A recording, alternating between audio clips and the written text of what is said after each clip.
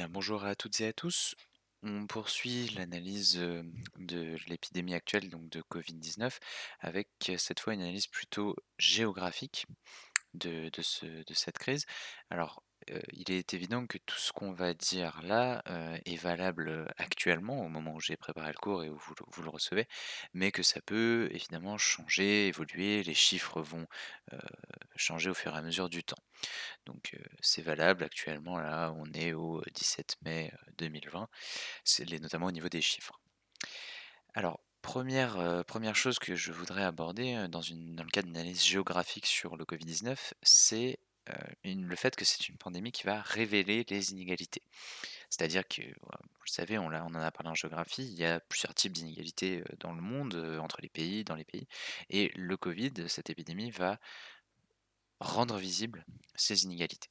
Et donc, premier temps, partons d'abord d'un état des lieux de l'épidémie, donc comme je vous l'ai dit, au 17 mai à mi-mai 2020. Alors, première chose à aborder, c'est une épidémie. Qu'est-ce que c'est? C'est donc le développement et la propagation rapide d'une maladie contagieuse. Les premiers cas ont été rapportés dans le cas du Covid-19 en Chine en novembre 2017 et on soupçonne qu'il s'agit bien d'une épidémie dès décembre. C'est à ce moment-là, en décembre, pardon, pas 2017-2019, c'est dès décembre que les autorités chinoises vont informer l'OMS, donc l'Organisation mondiale de la santé, qui appartient à l'ONU, qu'ils ont cette maladie et il semblerait qu'il y ait un début d'épidémie.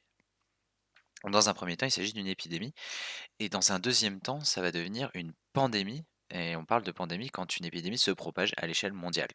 Donc c'est pour ça qu'une pandémie, c'est plutôt une propagation mondiale d'une nouvelle maladie. En l'occurrence, le Covid-19 qui a donc débuté en Chine est passé, du statut d'épidémie à celui de pandémie le 12 mars 2020, officiellement en quelque sorte, hein. Au moment où on a passé 110 000 personnes, 110 000 cas, dont 20 000 cas en Europe. Donc on a décidé, enfin l'OMS a décidé de considérer que la maladie pouvait être une pandémie, puisqu'il y a eu beaucoup de cas et beaucoup de cas hors de la Chine qui était donc le point de départ de la maladie. Cette épidémie a touché assez rapidement tous les continents. Donc elle s'est répandue depuis la Chine jusqu'à pas mal d'autres pays. On reviendra un peu sur ce qui explique cette propagation rapide.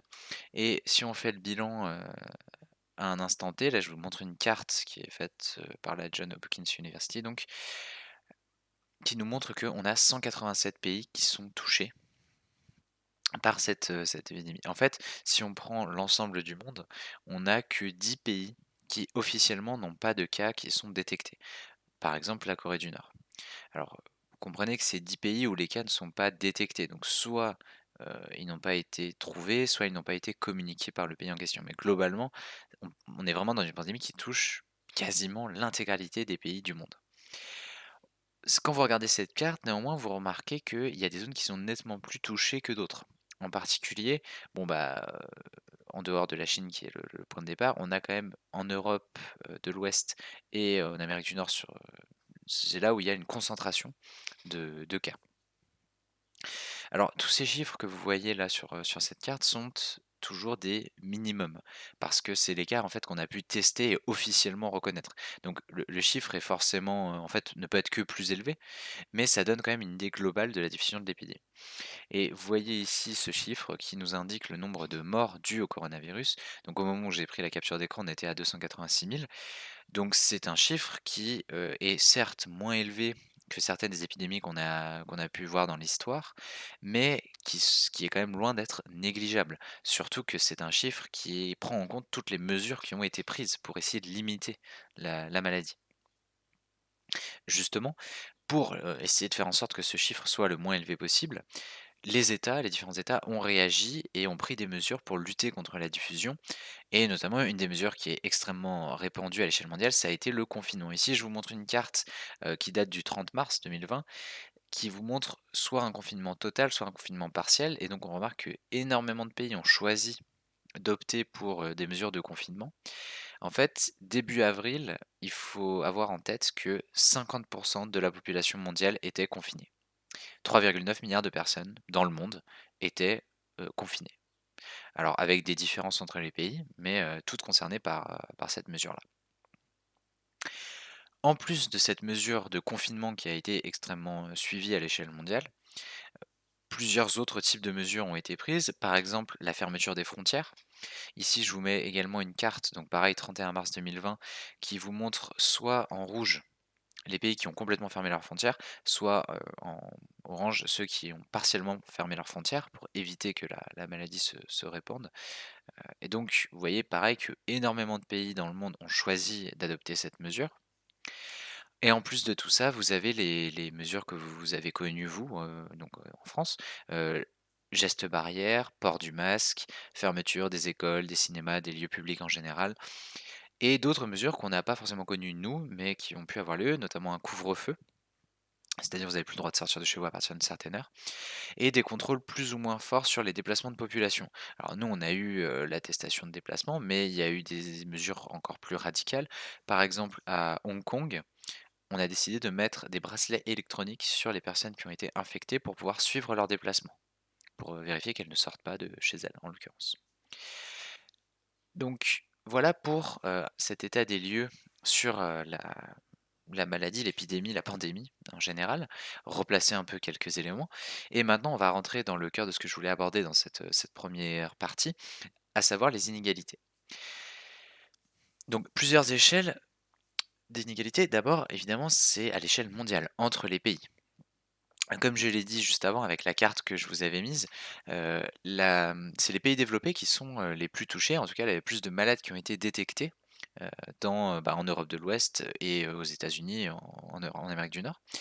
Néanmoins, il y a une inégalité qui va, se faire très nettement sur la manière de gérer, la maladie. Pour les pays en développement ou les pays plus pauvres, ça va provoquer des difficultés, notamment en termes de soins. Je vous ai mis juste une photo pour se rendre compte d'une des différences fondamentales. Ce sont des photos d'hôpitaux dans différents pays. Et donc vous voyez les grandes différences qui existent, en gros, entre les hôpitaux là, en Arabie Saoudite, au Canada ou en Russie. On remarque que c'est dans des conditions qui sont un peu moins bonnes et au Soudan où les conditions sont beaucoup plus précaires. Et donc vous comprenez bien que pour un pays où les hôpitaux ressemblent plutôt à ça, il est plus facile de gérer, heu, la maladie, l'épidémie que si vos hôpitaux ressemblent à ça. De plus, la crise sanitaire va provoquer, enfin provoque déjà, mais ça va continuer, une crise économique. Et il est très certainement, enfin ça va se produire comme ça, c'est que les pays qui sont en développement vont avoir plus de mal, vont être plus en difficulté encore du fait de la crise économique. Donc une inégalité entre les pays d'abord, premier élément. Autre aspect, et là on change d'échelle, c'est que les inégalités sont également des inégalités qui vont être économiques à l'intérieur d'un pays. Et de manière générale, ce sont les populations les plus pauvres qui vont être les plus touchées par le Covid-19 et les conséquences que cette épidémie va entraîner. On va prendre un exemple dans le cas de la France, qui est le département de la Seine-Saint-Denis. Donc je situe, hein, on est en Île-de-France et la Seine-Saint-Denis, c'est ce département-là, donc qui a été étudié notamment, enfin le cours que je vais vous faire se base sur cette étude-là, faite par l'Observatoire régional de la santé, qui étudie la surmortalité, dans les différents départements franciliens. Francilien, ça veut dire en Île-de-France. Alors, le constat est le suivant, c'est que il se trouve que ce département, en Seine-Saint-Denis, donc qui est ici, qui est le département, un des départements les plus enfin, le département le plus pauvre de France même, puisqu'on a 20 des gens qui vivent au-dessus du seuil de pauvreté et c'est dans ce département. Donc là, vous voyez bien sur cette carte, hein, les parties en vert. En gros, si vous êtes à 0, en clair, c'est vous êtes à la moyenne, régionale. Si vous êtes plus vous êtes vert, plus vous avez d'écart par rapport à la moyenne et plus vous êtes violet, inversement. Donc vous voyez bien que le département de Seine-Saint-Denis rassemble énormément, de communes qui sont en vert, donc qui sont plus pauvres que la moyenne. À l'inverse, vous voyez que la partie plutôt à l'ouest de Paris est plutôt riche. Donc ce département est donc un département enfin le département le plus pauvre de France et il se trouve que si on fait le bilan, il connaît une surmortalité plus forte que les autres départements, de l'Île-de-France. Là, c'est ce graphique-là, il vous montre, la surmortalité.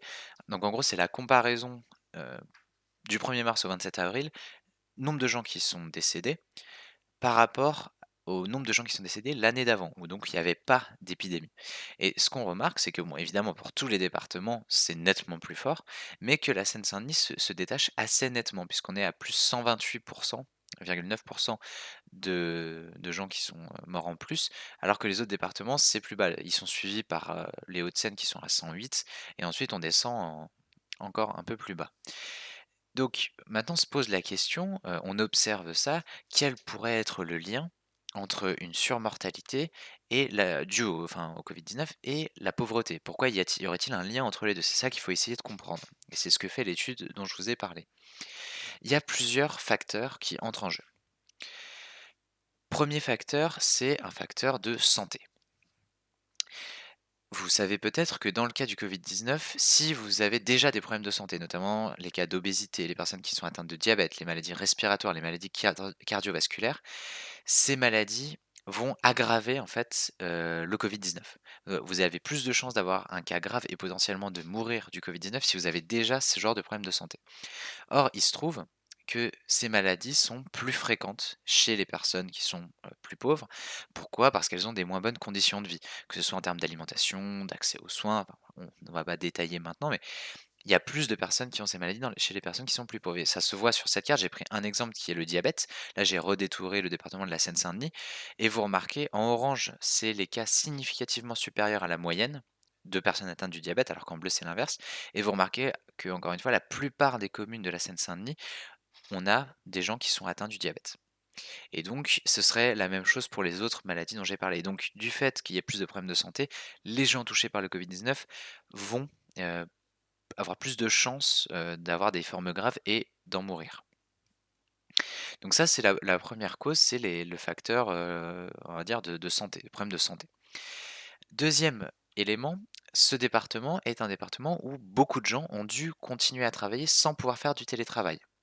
Et donc, ils vont être plus exposés à des risques de contamination.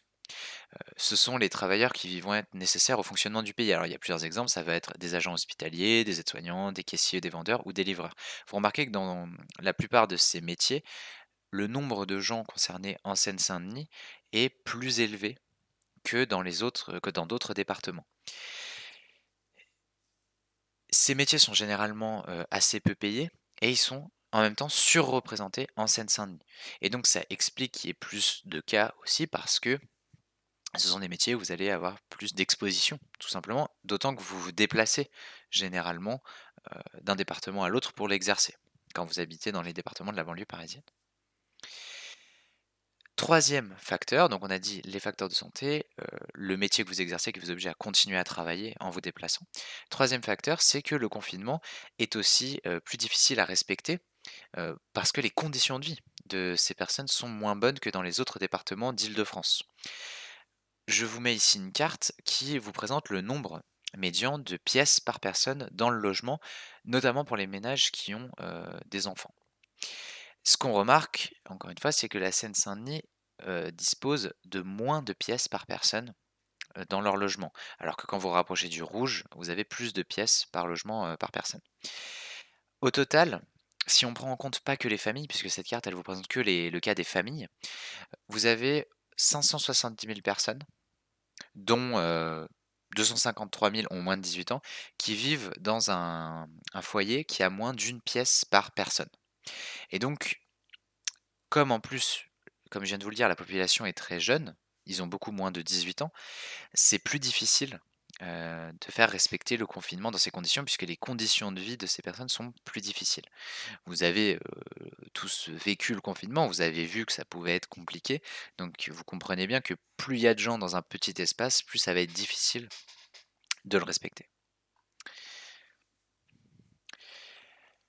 Enfin, il faudrait terminer, là on a pris le cas de la France, ces inégalités économiques, ce serait évidemment valable ailleurs en France et dans d'autres pays.